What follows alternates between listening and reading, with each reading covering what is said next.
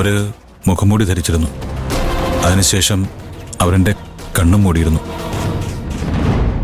അതുകൊണ്ട് അവരെക്കുറിച്ച് കൂടുതൽ ചോദിച്ചാൽ എനിക്കൊന്നും അറിയില്ല.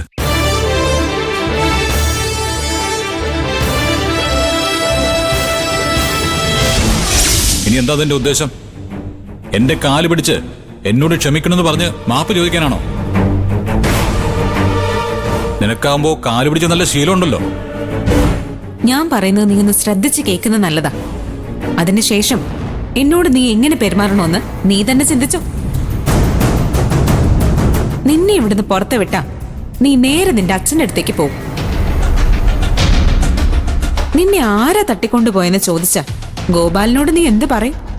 നീയും നിന്റെ കൂട്ടുകാരുമാണെന്ന് പറയും. ഡാഡിയോട് മാത്രമല്ല, പോലീസിനോട് ഞാൻ ഇത് തന്നെ പറയാൻ പോകുന്നത്. നിന്നെയും നിന്റെ കൂട്ടുകാരെയും അറസ്റ്റ് ചെയ്ത് ജയിലിലിടണം. നിങ്ങളുടെ കൂടെ പഠിച്ചവരെല്ലാം ഡോക്ടർമാരാകുമ്പോ നിങ്ങൾ നിങ്ങളുടെ ജീവിതത്തിന്റെ നല്ലൊരു ഭാഗവും ജയിലിൽ ചെലവാക്കും.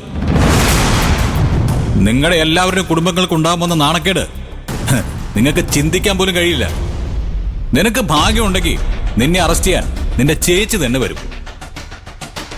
ഇവിടെ കുറെ നേരം വെറുതെ ഇരുന്നപ്പോ മൊത്തം പ്രതികാരവും പ്ലാൻ ചെയ്യായിരുന്നു അല്ലേ? വെറും പ്ലാൻ ചെയ്യുക മാത്രമല്ല മോളെ, നിന്നെയൊക്കെ ഞാൻ അഴിയെണ്ണിക്കും.